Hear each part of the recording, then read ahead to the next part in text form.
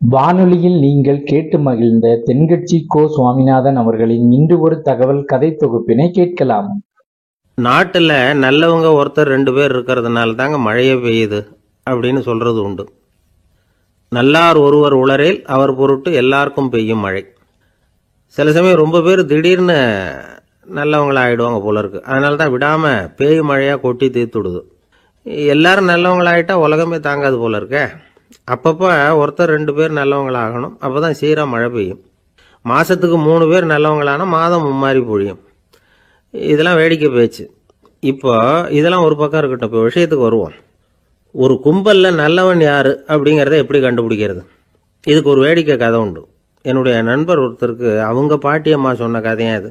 அது என்ன கதைன்னா, ஒரு ஊரில் ஒரு சமயம் பலமான மழை பெய்ய ஆரம்பிச்சுட்டு தான். இடி மின்னல் ரொம்ப கடுமையாக இருந்திருக்குது. ஆரம்பித்த மழை வர வர கடுமையாக ஆகிட்டு இருக்குதே தவிர நிற்கிற பாடா தெரியல. ஊர் ஜனங்கள்லாம் பார்த்தாங்க.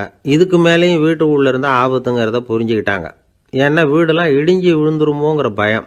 உடனே எல்லாரும் புறப்பட்டு ஊருக்கு பொதுவாக இருந்த ஒரு மண்டபத்தில் போய் தங்கிக்கிட்டாங்க. மின்னல் கடுமையாக இருந்தது. இடி எந்த நேரத்துலையும் விழலாம்ங்கிற நிலைமை. எப்போ விழலாம்னு பார்த்துக்கிட்டு இருக்குது.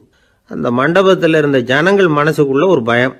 நம்ம கூட்டத்தில் யாராவது ஒரு கெட்டவன் பாவம் பண்ணவன் இருந்தால் கூட இடி இந்த மண்டபத்தில் விழுந்துரும். அது எல்லாருக்கும் ஆபத்து அப்படின்னு நினச்சாங்க. சரி, இதுக்கு என்ன பண்ணலாம் அப்படின்னு யோசனை பண்ணாங்க. அந்த கூட்டத்தில் ஒரு பெரியவர் இருந்தார். அவர் ஒரு யோசனை சொன்னார். இதை பாருங்க, அதுக்கு ஒரு வழி இருக்கு. அதோ எதிர்த்தாப்புல கொஞ்சம் தூரத்தில் ஒரு உயரமாக மரம் ஒன்று இருக்கு பாருங்க. பொதுவாக இடி சுலபமாக விழறது அது மாதிரி உயரமான மரத்தில் தான். நம்ம கூட்டத்தில் இருக்கிறவங்க எல்லாரும் ஒவ்வொருத்தராக போய் அந்த மரத்தை தொட்டு விட்டு திரும்பி வந்துடணும். நம்மள பாவம் பண்ணவன் யாரோ அவன் அந்த மரத்தை தொடுற சமயத்தில் இடி விழுந்துரும். அவன் மட்டும் போயிடுவான். மண்டபத்தில் இருக்கிற நாமெல்லாம் பொழைச்சிக்கலாம் அப்படின்னு ஐடியா கொடுத்தார் அந்த பெரியவர். இது நல்ல யோசனையாக பட்டது. எல்லாரும் ஒத்துக்கிட்டாங்க. ஒவ்வொருத்தராக போய் அந்த மரத்தை தொட்டு விட்டு திரும்பி வந்தாங்க. இடி எதுவும் விழலை. இன்னமும் பாவம் பண்ண ஆசாமி அதை போய் தொடலை போல இருக்கு அப்படின்னு நினச்சிக்கிட்டாங்க. ஒவ்வொருத்தராக போகிறாங்க. எல்லாரும் போய் தொட்டுவிட்டு வந்தாச்சு. இன்னும் ஒரே ஒரு ஆசாமி தான் பாக்கி. கடைசியாக இருந்த அந்த ஆள் பயந்துட்டான். இது வரைக்கும் இடி விழலைன்னா இப்போ என்ன அர்த்தம்? இப்போ நாம தான் பாக்கி, நாம தான் தப்பு பண்ண ஆள் போல இருக்கு அப்படின்னு நினச்சிட்டான். அதனால் துணிச்சலாக போய் தொடுறதுக்கு பயந்தான். தயங்கிக்கிட்டே இருந்தான். இருந்தாலும் மற்றவங்கெல்லாம் சும்மா இருப்பாங்களா? கட்டாயப்படுத்தி கழுத்தை பிடிச்சி தள்ளாத குறையா அவனை தள்ளி விட்டாங்க. போய் தொட்டுட்டு வாடான்னு. அவன் நடுங்கிக்கிட்டே போய் அந்த மரத்தை தொட்டான். அதே வினாடி ஒரு பயங்கரமான மின்னல் இடி விழுந்துட்டுது. எங்கே விழுந்தது தெரியுமா? அந்த ஆள் மேலே இல்லை, மண்டபத்தில் விழுந்தது. மண்டபத்தில் இருந்தவங்க பூரா காலி. அந்த ஒரு ஆள் மட்டும் பொழைச்சிக்கிட்டான். இந்த ஒரு ஆளை காப்பாற்றுறதுக்காக தான் இடி மண்டபத்தில் விழாமல் இருந்திருக்குது. இதுதான் கதை. அதனால் நல்லவங்க எப்படியும் தப்பிச்சுக்குவாங்க அப்படிங்கிறது ஒரு நீதி. ஒருத்தன் அப்படி தான் தெருவில் நடந்து போய்கிட்டு இருந்தான். ரொம்ப நல்லவன். எதிரில் ஒருத்தன் சைக்கிளில் வந்துக்கிட்டு இருந்தான். அதில் மோதி இவன் கீழே விழுந்துட்டான். சைக்கிள்காரன் உடனே இறங்கி இவனை தூக்கி விட்டான். இவன் எழுந்திரிச்சு அவனை முறைச்சி பார்த்தான். அப்படி பார்க்காதீங்க சார், நீங்கள் ரொம்ப புண்ணியம் பண்ணியிருக்கீங்க, அதுதான் இப்போ சைக்கிளில் மோதிக்கிட்டீங்க அப்படின்றான். என்ன அப்படி சொல்கிறேன் நான்? இவன் 10 நிமிஷத்துக்கு முன்னாடி நான் லாரி ஓட்டிகிட்டு வந்தேன். அப்போ நீங்கள் எதிரில் வந்திருந்தீங்கன்னா என்ன ஆயிருக்கும் அப்படின்னானா அவன். ஒரு காட்டில் ஒரு முனிவர் இருந்தார். ஒரு நாள் அவரை தேடிட்டு 4 பேர் வந்தாங்க. சுவாமி, எங்களுக்கு ரொம்ப நாளாக ஒரு சந்தேகம்னாங்க. என்னன்னு கேட்டார். இந்த உலகத்தில் எவ்வளவோ காரியங்கள் நடக்குது, எது நியாயம் எது அநியாயம் அப்படின்னு புரிஞ்சுக்க முடியலன்னாங்க. அது யாராலையும் புரிஞ்சுக்க முடியாதுன்னார் முனிவர். வந்தவங்களுக்கு ஆச்சரியமா போச்சு. ஒரு மாதிரியா பார்த்தாங்க. இதை முனிவர் கவனிச்சார். சரி, புறப்படுங்க என்னோடன்னார். எங்கன்னு கேட்டாங்க. இப்போ உங்க 4 பேரையும் ஒரு புஷ்பக விமானத்தில் அழைச்சிட்டு போறேன். இந்த உலகத்தில் சர்வசாதாரணமாக நடக்கக்கூடிய ஒரு காட்சியை உங்களுக்கு காட்ட போகிறேன். நீங்கள் பார்க்க போகிற அந்த காட்சி நியாயமா அநியாயமா அப்படிங்கிறத என்கிட்ட சொல்லணும். நீங்கள் சரியான பதில் சொன்னால் புஷ்பக விமானத்தில் தொடர்ந்து பிரயாணம் பண்ணலாம். தவறான பதில் சொன்னால் இந்த புஷ்பக விமானம் உங்களை கீழே தள்ளி விட்டுரும் அப்படின்னார். 4 பேருக்கும் பயந்தான். இருந்தாலும் முனிவர் கூப்பிடுறாரு அப்படின்னு சொல்லி புறப்பட்டாங்க. அவங்க எல்லாரும் புறப்பட்டு ஒரு காட்டு வழியாக போய்கிட்டு இருக்கிறாங்க. புஷ்பக விமானத்தில் அங்கே நடக்கிற ஒரு காட்சியை காட்டுறார் முனிவர். அதோ அங்கே பாருங்கன்னார். அந்த விமானத்தில் இருந்தபடியே எல்லாரும் கீழே குனிஞ்சு பார்க்குறாங்க. அங்கே ஒரு தாய் புலி அப்போ தான் குட்டி போட்டிருக்கு. குட்டிகளை ஈன்ற உடனே பசிக்கு இறை தேடி அந்த பக்கமாக வருது. அதே நேரம் ஒரு தாய் மான், அதுவும் அப்பதான் குட்டி போட்டிருக்கு. அதுவும் இதே மாதிரி குட்டிகளை ஈன்ற உடனே பசிக்கு இறை தேடி அந்த பக்கமா வருது. இப்ப அந்த புலி அந்த மானை அடிச்சு போட்டுடுது. அதுவும் சாப்பிடுது, குட்டிகளுக்கும் கொடுக்குது. இப்போ அந்த புலிக்குட்டிகள் முகத்துல மகிழ்ச்சி, தாயை இழந்த அந்த மான் குட்டிகள் முகத்துல துக்கம். இப்போ அந்த முனிவர் 4 பேர்கிட்டையும் கேட்கிறார், நீங்க இங்க பாத்தீங்களே, இதுல எது நியாயம் எது அநியாயம்? ஒவ்வொருத்தரா சொல்லுங்க. உங்க பதில் சரியில்லைன்னா இந்த விமானம் உங்களை கீழே தள்ளி விட்டுரும், சொல்லுங்க பார்க்கலாம்னார். முதல்ல ஒருத்தன் சொன்னான், அந்த புலி செஞ்சது சரிதாங்க, அது பசிக்கு அதுதான் ஆகாரம், தன்னுடைய பசிக்கு தானே இறை தேடிக்கிட்டது, அதுல என்ன தப்பு, அவ்வளவுதான், அதனால புலி செஞ்சது நியாயம்தான் அப்படின்னா. அவ்வளவுதான், அந்த விமானம் அவனை அப்படியே கீழே தள்ளி விட்டுட்டுது. அதனால அவன் கொடுத்த பதில் சரியில்லை அப்படிங்கிறது புரிஞ்சு போச்சு. இப்ப 2வது ஆள் சொன்னான், புலி செஞ்சது பாவம், அந்த தாய்மான் என்ன தப்பு பண்ணிச்சு, இப்ப அந்த குட்டிகளுக்கு யாரு ஆதரவு, அதனால புலி செஞ்சது அநியாயம் அப்படின்னா. அவ்வளவுதான், அவனையும் கீழே தள்ளி விட்டுடுது அந்த விமானம். இந்த பதிலும் சரியில்லை அப்படின்னு ஆயிட்டுது. இப்போ 3வது ஆள் வந்தான். முதல்ல 2 பேர் கீழே விழுந்ததை பார்த்துக்கிட்டு இருந்தான். அதனால அவன் சொன்னான், ரெண்டுமே நியாயம்தாங்க, புலி இறை தேடினதும் இயற்கை, அதுக்கு மான் இறையானதும் இயற்கை, அதனால இதுல ஒன்றும் தப்பு இல்லைன்னா. அவ்வளவுதான், அவனையும் அந்த விமானம் கீழே பிடிச்சி தள்ளி விட்டுது. இப்ப 4வது ஆள் வந்தான். முனிவர் கேட்டார், நீயாவது சொல்லுப்பா, இந்த செயல்ல எது நியாயம்னார். அவன் தெளிவா பதில் சொன்னான். அதாவது என்ன சொன்னான்னா, எனக்கு தெரியல அப்படின்னா. அவனை விமானம் கீழே தள்ளல, சௌரியமா அழைச்சிட்டு போட்டுது. இவனும் பிரயாணம் சௌக்கியமா பண்ணானா. ஆக இதுதான் சரியான பதிலுங்கிறத முனிவர் உணர்த்தினார்.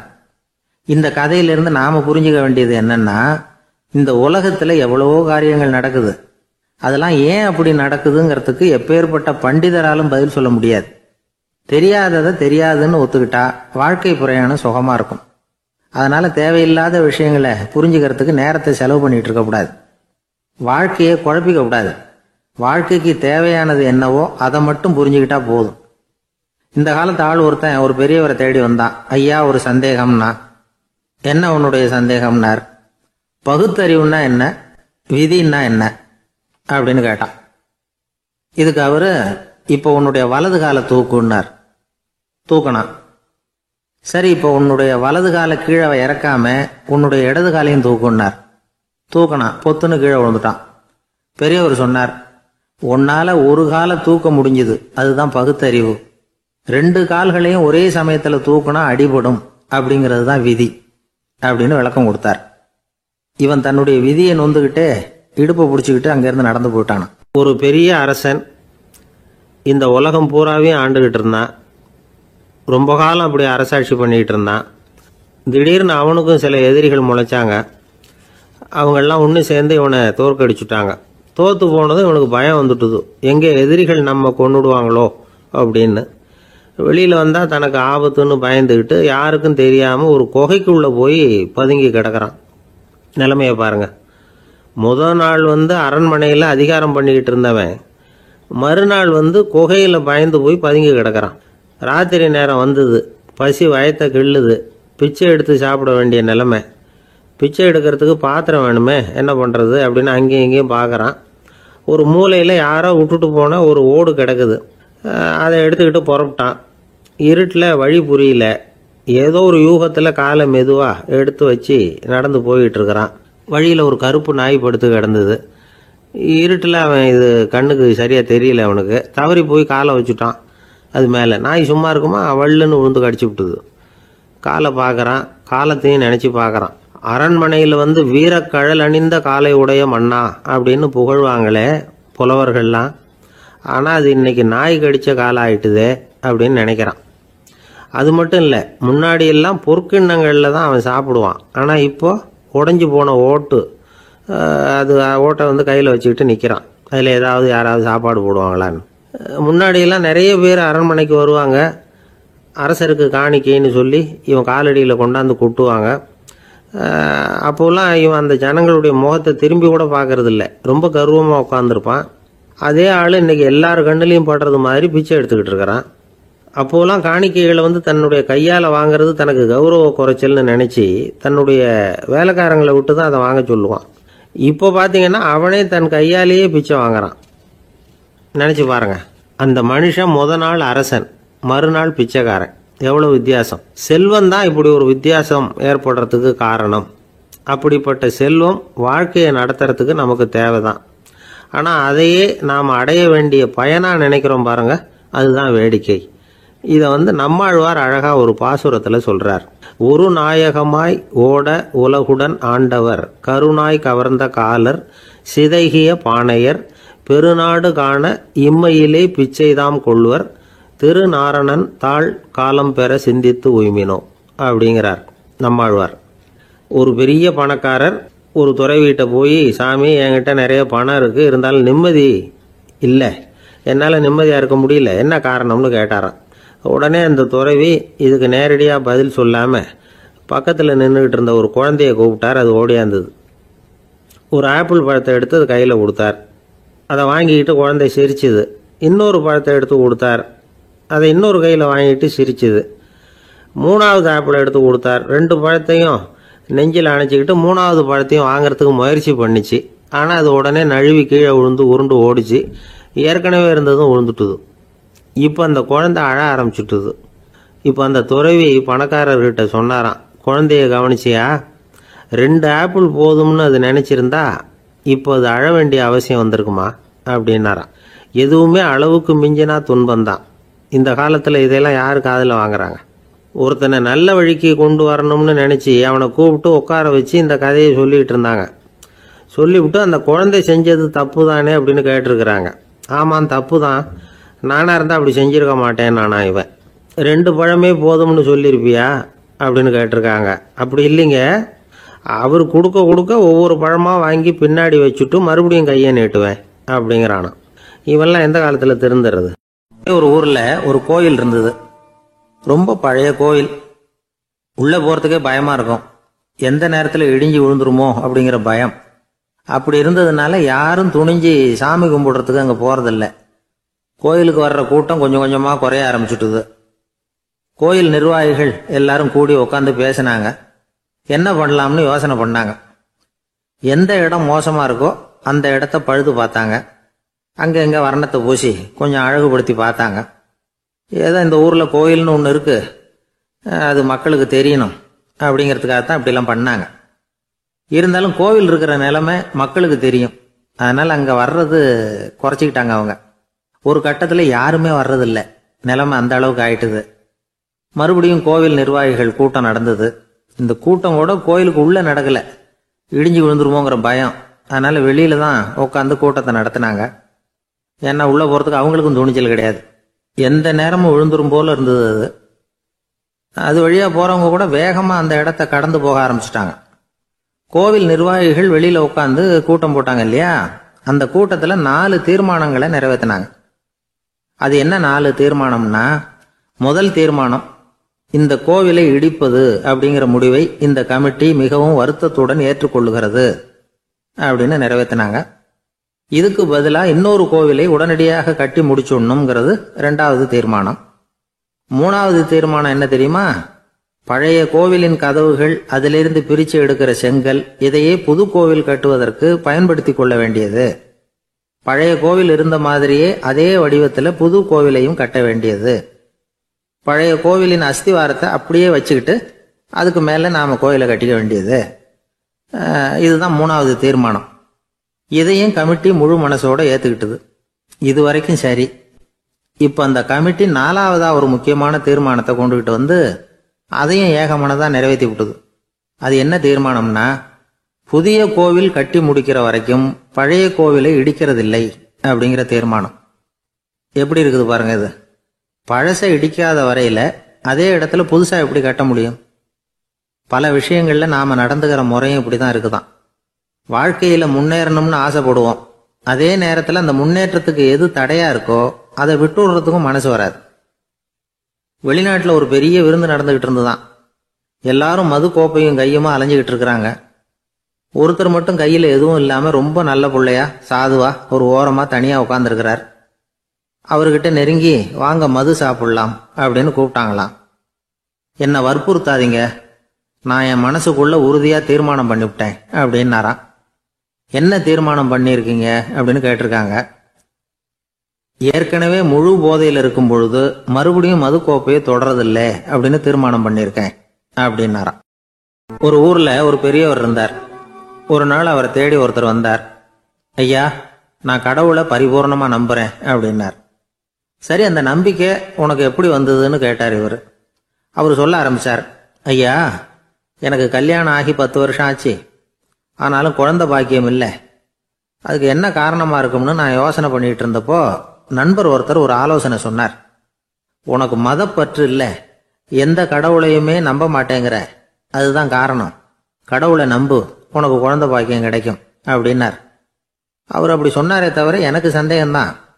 இருந்தாலும் அவர் சொன்னபடியும் நடந்துதான் பார்ப்போமே அப்படின்னு முடிவு பண்ணேன். கடவுளை நம்ப ஆரம்பிச்சேன். அந்த வருஷமே அழகான ஆண் குழந்தை பிறந்தது. எல்லாம் இறைவன் அருள் அப்படின்னார். இவர் இப்படி சொன்னதை கேட்டதும் அந்த பெரியவர் சொன்னார், நீ சொல்றதெல்லாம் சரிதான், இருந்தாலும் இந்த காலத்துல எந்த ஒரு காரியமா இருந்தாலும் அதை சோதனை செஞ்சு பார்த்துட்டு தான் ஒரு முடிவுக்கு வந்து சேர முடியும். அறிவுபூர்வமான முடிவு அதுவாக தான் இருக்கும். அறிவியல் சோதனைகள் அப்படித்தான். ஒரு குறிப்பிட்ட விஷயத்தை பத்தி எத்தனை தடவை சோதனை பண்ணாலும் ஒரே முடிவு தான் கிடைக்கணும். அதுதான் சரியா இருக்கும். அதனால இப்ப மறுபடியும் ஒரு சோதனைன்னார். என்ன செய்யணும் அப்படின்னு கேட்டார் இவர். கடவுள்கிட்ட ஒரு பெண் குழந்தை வேணும்னு கேளு.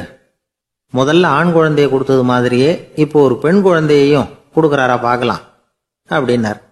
சரின்னு சொல்லி இவர் அதே மாதிரி முயற்சி பண்ணினார். அதுக்கப்புறம் அவர் இந்த பெரியவர்கிட்ட வரவே இல்லை. கொஞ்ச காலம் கழிச்சு இவரே அவரை தேடிட்டு போய் கதவை தட்டினார். அவர் கதவை திறந்தார். என்ன ஆச்சு, கடவுள் கண் திறந்தாரா அப்படின்னு கேட்டார். அவரு, அந்த சமாச்சாரம்லாம் நமக்கு வேணாம் சார். முதல் தடவை அது ஏதோ தற்செயலா ஏற்பட்ட ஒரு சாதகம். இப்போ நீங்க 2வது தடவை சொன்ன பிறகு தினமும் கடவுளை வேண்டிக்கிட்டு தான் இருக்கிறேன், ஒன்றும் நடக்கல அப்படின்னார் ரொம்ப விரக்தியா. ஒரே ஒரு தோல்வியில உங்க நம்பிக்கையெல்லாம் பறந்து போயிடுது பாத்தீங்களா அப்படின்னார் அந்த பெரியவர். எல்லாம் நல்ல விதமா நடக்கிற வரைக்கும் நம்பிக்கை, எதிர்பார்த்தது தோல்வியில முடிஞ்சுட்டுதுன்னா அவநம்பிக்கை. மற்றவர்கள் பேர்ல வைக்கிற நம்பிக்கை எந்த நேரத்திலையும் விவகாரமாகி விடக்கூடிய சாத்தியம் உண்டு. நாம நம்பிக்கை வைக்க வேண்டியது நம்ம கிட்ட தான், நமக்குள்ள இருக்கிறார் கடவுள். எனவே நம்ம பேர்ல நாம வைக்கிற நம்பிக்கை தான் உண்மையான கடவுள் பக்தி. நிபந்தனையற்ற நம்பிக்கையா அது இருக்கணும். எல்லாம் நல்லபடியா நடந்துகிட்டு இருந்தா எந்த முட்டாளுக்கும் நம்பிக்கை வரத்தான் செய்யும் அப்படிங்கிறது ஒரு பெரியவர் கருத்து. தியானத்தின் மூலமா தான் உனக்குள்ள ஆழமா தோண்டுனா உன்னுடைய அடி ஆழத்துல நம்பிக்கை வந்து அப்படி ஊற்றெடுக்கும், அதை பார்க்க முடியும் அப்படிங்கிறது பெரியவர்கள் சிந்தனை. ஒரு குழந்தை அப்பாவை பார்த்து என்னப்பா பண்றேன்னு கேட்டுதான். பிரார்த்தனை பண்ணிட்டு இருக்கிறேன்னாராம் அப்பா. பிரார்த்தனை பண்ணுனா என்ன கிடைக்கும் அப்படின்னு கேட்டுதான் குழந்தை. எல்லாம் கிடைக்கும் அப்படின்னாராம் அப்பா. நீ வச்சிருக்கிறிய பேனா அது கூட கிடைக்குமான்னு கேட்டுதான் குழந்தை. ஓ, கிடைக்குமேன்னு இருக்கார். அப்படின்னா அந்த பேனாவை என்கிட்ட கொடுத்துரு, நீ பிரார்த்தனை பண்ணி வேற பேனா வாங்கிக்கோ அப்படின்னு தான் அந்த குழந்தை. ஒரு நாள் ஒரு 10-15 பள்ளிக்கூடத்து பிள்ளைங்க தேடிட்டு வந்தாங்க. உங்களை பார்த்துட்டு தான் போகணும், அதுக்காக தான் வந்திருக்கோம்னாங்க. என்ன விஷயம்னு கேட்டோம். நாங்கள்லாம் கூடி ஒரு முடிவு பண்ணியிருக்கிறோம், அதை உங்ககிட்ட சொல்லணும் அப்படின்னாங்க. அதுவும் ஒரு வாண்டு பையன் அதை சொன்னான். என்ன முடிவு அது அப்படின்னு கேட்டோம் ரொம்ப ஆர்வமாக. அதை இப்போ சொல்ல மாட்டோம், எங்களுக்கு பிடிக்கிற மாதிரி ஏதாவது ஒரு தகவல் சொன்னால் அதுக்கப்புறம் நாங்கள் அதை சொல்கிறோம் அப்படின்னா அந்த வாண்டு பையன். சரி, சின்ன பையன்கிட்ட இன்னைக்கு வசமாக மாட்டிக்கிட்டோம் அப்படின்னு நினச்சிக்கிட்டு அவங்களுக்கு தகுந்த மாதிரி ஒரு கதை சொல்ல ஆரம்பித்தோம். அது என்ன கதைன்னா, ஒரு பெரிய காடு, அதில் பலவிதமான மிருகங்கள். அந்த காட்டுக்கு ஒரு சிங்கம் தான் ராஜா. எப்பவும் காட்டுக்கு அது தானே ராஜா. ஒரு பெரிய யானைக்கு இது பொறுக்கலை. என்ன இது, எப்போ பார்த்தாலும் இங்கே சிங்கத்துக்கே ராஜா பதவி கிடைக்குது, நான்லாம் எவ்வளவு பலசாலியாக இருக்கிறேன், அப்படி இருந்தும் எனக்கு அந்த பதவி கிடைக்கலையே அப்படின்னு தனக்குள்ளே பொறுமிக்கிட்டே இருந்தது. ராஜா பதவியை நினச்சி ரொம்ப ஏக்கம், அதுக்கு பதவி மோகம். இந்த சமயம் பார்த்து ஒரு குள்ள நெறி கூட்டம் அதை தேடிட்டு வந்தது. ஐயா பெரியவங்களே, நீங்கள் இந்த காட்டுக்கு ராஜாவாக இருக்க ஆசைப்படுறீங்க, அதில் ஒன்றும் தப்பு இல்லை. ஆனால் அதுக்கு முன்னாடி நீங்கள் எங்கள் கூட்டத்துக்கு கொஞ்ச நாள் தலைவராக இருங்க, அதாவது ராஜாவாக இருங்களேன், உங்களுக்கும் ஒரு ட்ரைனிங் கிடைச்சது மாதிரி இருக்கும் அப்படின்னு சொல்லியிருக்குது இந்த கூட்டம், குள்ளநெறி கூட்டம். இதை கேட்ட உடனே யானைக்கு ரொம்ப சந்தோஷம் தாங்கலை. அதுதான் எப்போன்னு பதவிக்காக காத்துக்கிட்டு இருக்குதே. இருந்தாலும் கொஞ்சம் பிகுவோட, சரி நீங்கள்லாம் இவ்வளோ தூரம் என்னை தேடிட்டு வந்து கேட்கறதுனால மறுக்க முடியல அப்படின்னு ரொம்ப ஏதோ அவளுக்கு சிரமப்பட்டு ஒத்துக்கிறது மாதிரி ஒத்துக்கிட்டது. ஏதோ உங்கள் ஆசைக்கு கட்டுப்படுறேன், கொஞ்ச நாள் உங்கள் கூட்டத்துக்கு ராஜாவாக இருக்கிறதுக்கு சம்மதிக்கிறேன் அப்படின்னுது. உடனே அந்த யானை ராஜ நட போட ஆரம்பிச்சிட்டுது. யானை சாதாரணமாக நடந்தாவே எப்படி இருக்குங்கிறது நமக்கு தெரியும். அதுவே ராஜ நட நடந்தால் எப்படி இருக்கும் கற்பனை பண்ணி பாருங்கள். யானை முன்னாடி கம்பீரமாக போய்கிட்டு இருக்குது, தலைவர் இல்லையா, அதனால் குள்ள நரிகள்லாம் ரொம்ப அடக்கமாக அது பின்னாடி அணிவகுத்து போயிட்டு இருக்குது. ராஜா வாழ்க, மன்னர் வாழ்க அப்படின்னு கோஷம் வேற. யானைக்கு தலைகால் புரியல, அவ்வளவு சந்தோஷம். அந்த யானைக்கு செருக்கு, ஆணவம் எல்லாம் ஏற்பட்டு போச்சு.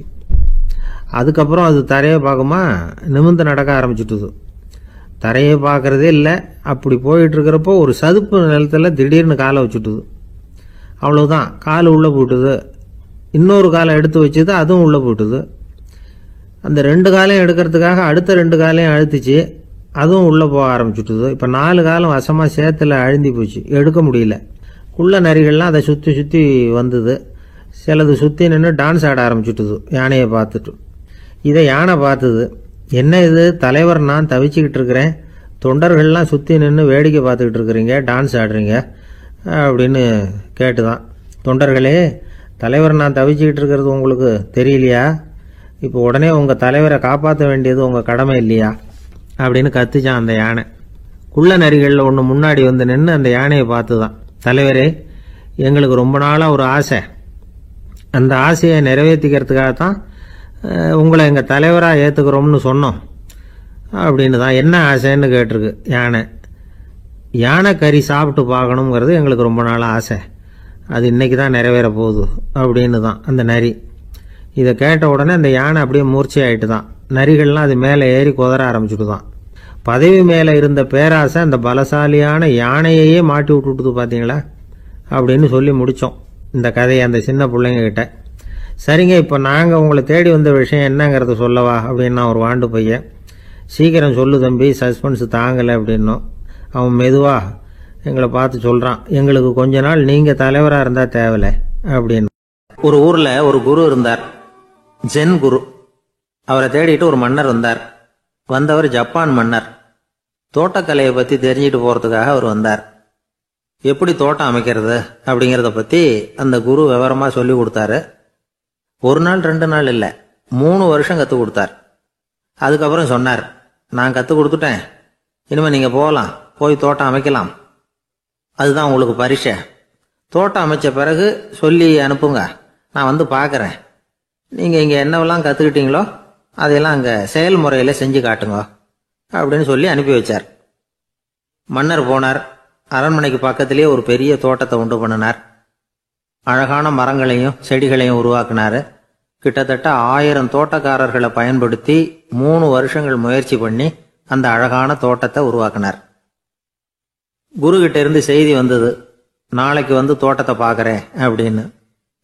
மன்னர் உடனே சுறுசுறுப்பாயிட்டார். முதல் நாளே தோட்டத்தை சுத்தப்படுத்தினார். ராத்திரி பூரா யாரும் தூங்கலை. எல்லாருக்கும் தோட்டத்தை ஒழுங்குபடுத்துகிற வேலை. அது அந்தந்த இடத்துல ஒழுங்கா இருக்குதா அப்படின்னு சரி பார்த்தாங்க. ஒரு தவறும் இல்லாத வகையில் அதை ஒழுங்குபடுத்தினாங்க. மறுநாள் குரு வந்தார், தோட்டத்தை பார்த்தார். அவருக்கு கோபம் வந்துட்டுது. மன்னருக்கு ஆச்சரியம், எப்பவும் சிரிச்சுக்கிட்டே இருக்கிறவர் இப்போ எப்படி இருக்கிறாரே அப்படின்னு. மெதுவாக குரு கிட்ட போய், எல்லாம் சரியா தானே இருக்குது அப்படின்னார். எல்லாம் சரிதான், ஆனாலும் எங்கே அந்த பொன்னிற காற்று அப்படின்னார். உதிர்ந்த இலைகள், பொன் மஞ்சள் நிற இலைகள் காற்றில் அப்படி புரண்டு ஓடுவதை நான் பார்க்க முடியவில்லையே அப்படின்னாராம். அது இல்லாம இந்த தோட்டம் உயிரோட்டம் உள்ளதா இருக்காது, இதுல பாடல் இல்லை, ஆடல் இல்லை, அதெல்லாம் இல்லாம இந்த தோட்டம் ரொம்பவும் செயற்கையா தெரியுதேன்னாராம். மன்னர் இப்பதான் யோசனை பண்ணார். கீழே கிடந்த காஞ்சி போன இலைகள் மட்டும் இல்ல, மரத்துல இருந்த காஞ்சி போன இலைகளையும் அப்புறப்படுத்தி சுத்தமா வச்சிருக்கிறார். இறப்பும் வாழ்க்கையினுடைய ஒரு பகுதி தான். மரணம்ங்கிறது வாழ்க்கைக்கு எதிரானது அல்ல, அதை நிரப்பும் ஒரு பகுதி தான் அது. மரணம் இல்லையில் வாழ்க்கையே இல்லை அப்படிங்கிறது பெரியவங்க கருத்து. இப்ப அந்த தோட்டம் அழகா தான் இருக்குது, இருந்தாலும் அது ஒரு ஓவியம் மாதிரி உயிர் இல்லாமல் இருக்கு. குரு ஒரு வாளியை கையில எடுத்துக்கிட்டார். தோட்டத்தை விட்டு வெளியில போனார். ஏற்கனவே வீசி எறிந்த அந்த சருகுகளை எல்லாம் அள்ளி கொண்டுட்டு வந்தார். உள்ள எல்லா இடங்கள்லையும் அதை வீசினார். உடனே காத்து அந்த காய்ந்த சருகுகளையும் பழுத்த இலைகளையும் அசைக்க ஆரம்பிச்சுட்டுது. இப்போ அங்க சலசல சத்தம், சங்கீதம், இலைகளின் நடனம், ஓவியம் மாதிரி இருந்த அந்த தோட்டத்துக்கு இப்போ உயிர் வந்துட்டுது. இதுதான் அந்த பொன்னான காற்று அப்படின்னாராம் குரு. மன்னருக்கு புரிஞ்சுது. மிகப்பெரிய ஜென் கேள்வி ஒன்று உண்டு.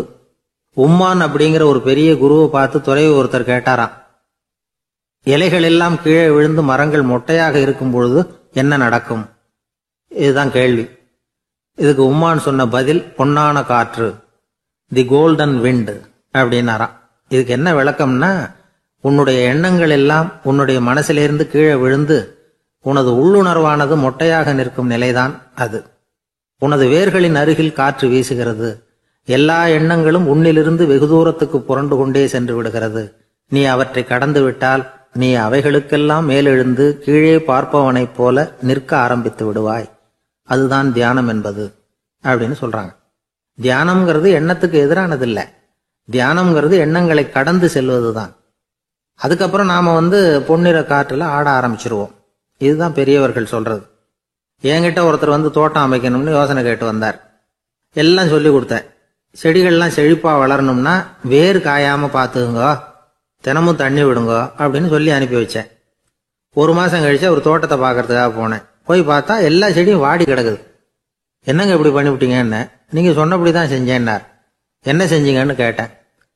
வேர் காயாம பார்த்துக்க சொன்னீங்க, தினமும் ஒரு தடவை எல்லா செடியையும் ஒவ்வொன்னா புடுங்கி பார்த்து வேர் காயாம இருக்கா அப்படின்னு பார்த்துட்டு அதுக்கப்புறம் தண்ணி பாய்ச்சனே, அவ்வளவுதான் அப்படின்னார். தான் மட்டும் வாழ்ந்தா போதும் அப்படின்னு நினைக்கிறவங்க உண்டு. தானும் வாழணும், அடுத்தவங்களும் வாழணும் அப்படின்னு நினைக்கிறவங்களும் உண்டு.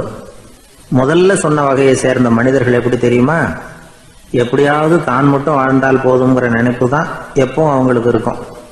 தங்களுடைய வளர்ச்சிக்கு எது தடையா இருந்தாலும் சரி, யார் தடையா இருந்தாலும் சரி, அதை அழிச்சுட்டு தான் மறுவேலை பார்ப்பாங்க. அவங்கெல்லாம் பாவ காரியங்களுக்கு தயங்குறதே இல்லை. அப்படிப்பட்ட வாழ்க்கை அவங்களுக்கே இடைஞ்சல அமைஞ்சு விடுறது உண்டு. அதை விளக்கறதுக்கு ஒரு கதையும் உண்டு. ஒரு ஊர்ல அப்படிப்பட்ட ஆள் ஒருத்தன் இருந்திருக்கான். நிறைய பாவங்களை செஞ்சவன். அதன் காரணமா நரகப்படுகொழியில விழுந்துட்டான்.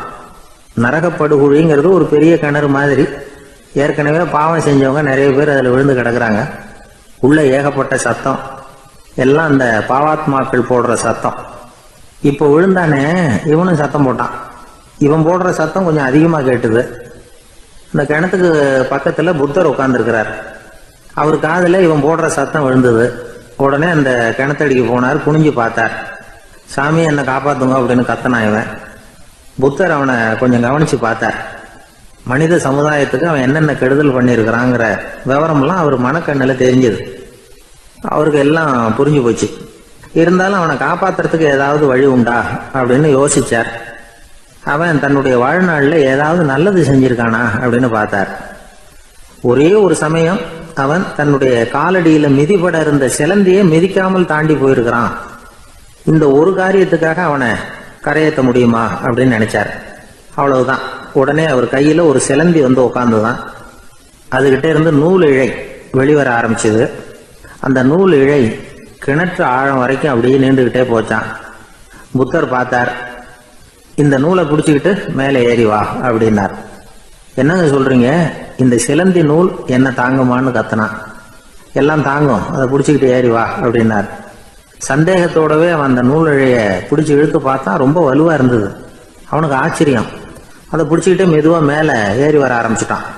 பாதி தூரம் ஏறி வந்திருப்பான். அப்போ அவன் காலுக்கு கீழே ஏதோ சத்தம். என்னன்னு குனிஞ்சு பார்க்கறான். கீழே கிடந்தவங்க சில பேரும் அந்த நூலை பிடிச்சி மேலே வந்துகிட்டு இருக்கிறாங்க. இவனுக்கு கோபம் வந்துட்டுது. தன்னுடைய இடுப்புல வச்சிருந்த கத்தியை எடுத்து தன்னுடைய காலுக்கு கீழே நூல் இழையை அப்படியே வெட்டி விட்டுட்டான்.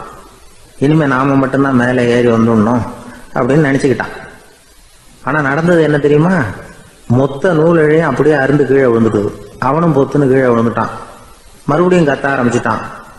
ஏற்கனவே அவன் செஞ்சிருந்த ஒரு சிறு கருணை அந்த நூல் இழைக்கு உறுதியை கொடுத்தது. இப்போ அவன் செஞ்ச பாவம் அந்த நூல் இழைய வலுவிழக்க செஞ்சுட்டுது. அடுத்தவங்களும் வாழணுங்கிற எண்ணம் அவனுக்கு இருந்திருந்தா இப்போ அவனும் கரையேறி வந்திருப்பான், மற்றவங்களும் சௌக்கியமா சேர்ந்திருப்பாங்க. அதனால நாமும் வாழணும், அடுத்தவங்களும் வாழணும் அப்படின்னு நினைக்கிறவன் வாழ்க்கையில சீக்கிரம் முன்னுக்கு வந்துருவான். ஒருத்தன் ஒரு டாக்டர் கிட்ட போனான், மருந்து வாங்கினான், வாங்கி கொண்டாந்து பேசாம வச்சுட்டான், சாப்பிடல. அப்புறம் எதுக்காகப்பா போய் அவர்கிட்ட மருந்து வாங்கினேன் அப்படின்னு கேட்டாங்க. டாக்டர் வாழணும் இல்லையா, அதனாலதான் அப்படின்னா. அவர் கொடுத்த மருந்து நீ ஏன் சாப்பிடல அப்புறம் அப்படின்னு கேட்டாங்க. நான் வாழணும் இல்லையா, அதுக்காக தான் அப்படின்னா.